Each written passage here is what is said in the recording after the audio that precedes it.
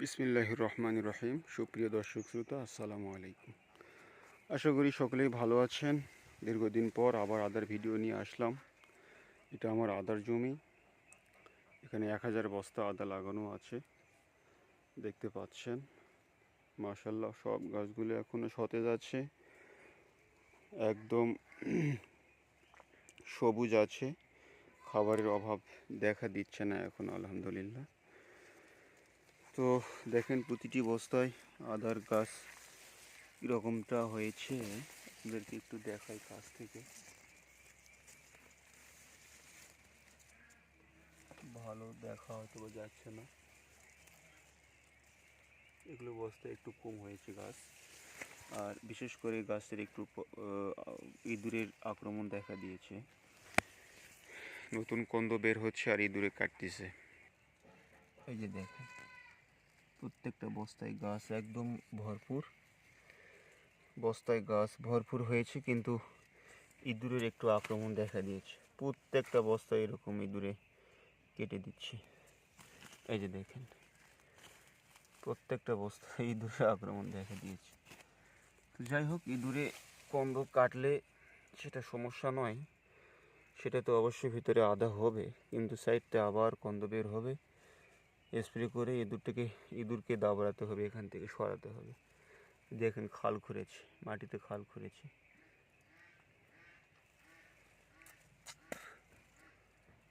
দেখতে পাচ্ছেন।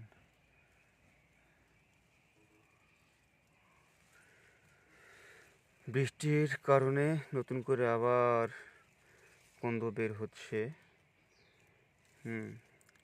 মাটি অনেক শুকান ছিল, শুকনা মাটি ছিল, ঝড় ঝরেছিল, বৃষ্টি অপেক্ষায় ছিলাম, যার কারণে সেচ দেই নাই। তো আল্লাহর রহমতে বৃষ্টি হয়েছে।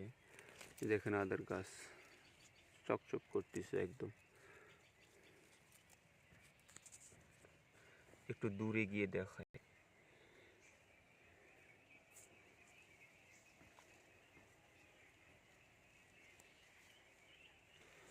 ঝড়ো বাতাস এবং বৃষ্টির কারণে কিছু গাছ পড়ে গিয়েছে।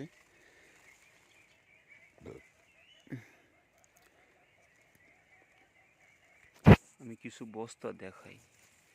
এই যে দেখেন, আদার গাছ কি মোটা মোটা আদার গাছ, এবং বস্তা ভরে গিয়েছে আদার গাছে, যার কারণে ইঁদুর, এই ঘনত্বের কারণে ইঁদুর প্রবেশ করে গাছগুলিকে নষ্ট করে দিচ্ছে।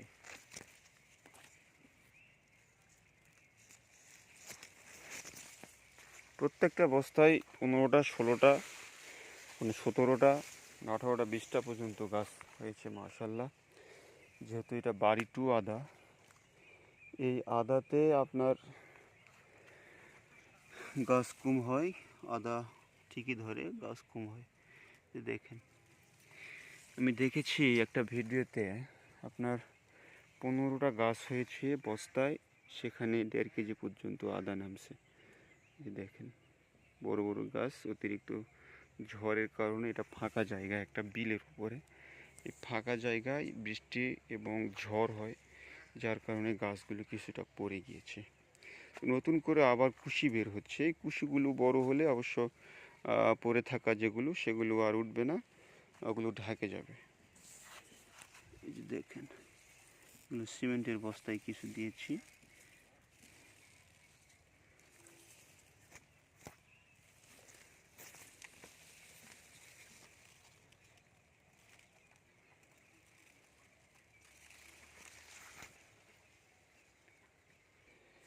এখানে অনেক জায়গা রেখেছিলাম হাঁটা চলা করার জন্য, কিন্তু এখন নিজে আমি চলাফেরা করা পাচ্ছি না।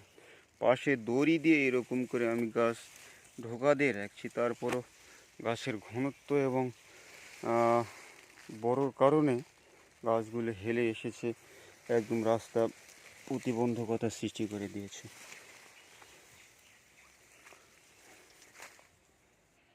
এগুলো একদম ছায়ার মধ্যে, উপরে গাছ, নিচে কোনো রোদ নাই, বাতাস নেই, একদম ছায়ার মধ্যে লাগিয়েছি।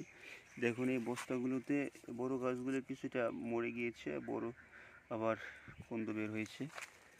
এই যে দেখেন, বস্তা প্রতি গাছ, কোনো রোগ নাই, আল্লাহর রহমতে কোনো রোগ নাই। এখনও একদম সতেজ আছে।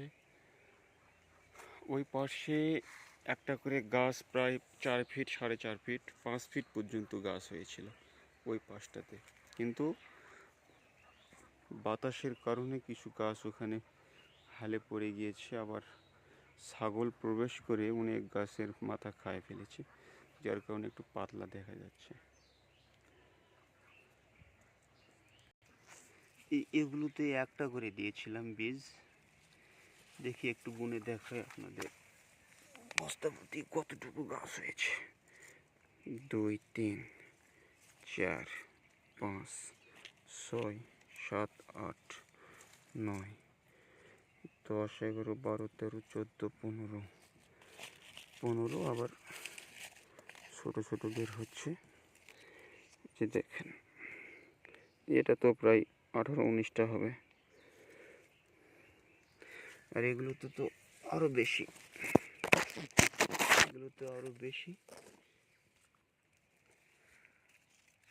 তো ভাই অনেক মশা, যার কারণে বেশিক্ষণ থাকা যায় না এখানে।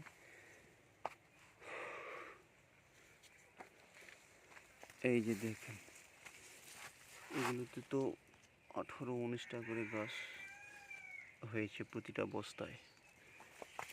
এগুলো 18-19টা, 20টা করে গাছ হয়েছে।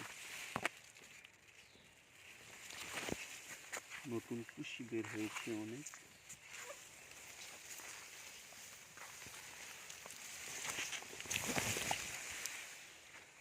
এই এগুলো গাছ পড়ে গিয়েছে ভাই, এই গাছগুলো অনেকটা লম্বা ছিল। এই পেঁপে গাছের এখান থেকে ছিল একটা করে গাছ, সে গাছগুলো ঝড়ের কারণে পড়ে গিয়েছে। তো যাই হোক, নতুন করে আবার কুশি যেগুলো উঠছে সেগুলো এগুলোর উপরে উঠে যাবে।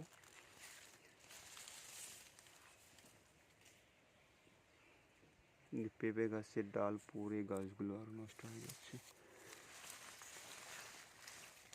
এই যে দেখেন বস্তায় গাছ দেখেন।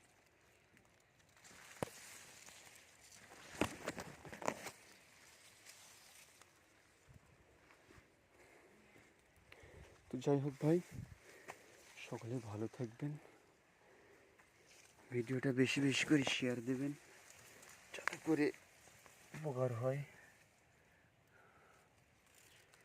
চ্যানেলটাকে সাবস্ক্রাইব করবেন, সকলে দোয়া করবেন। আল্লাহ হাফিজ।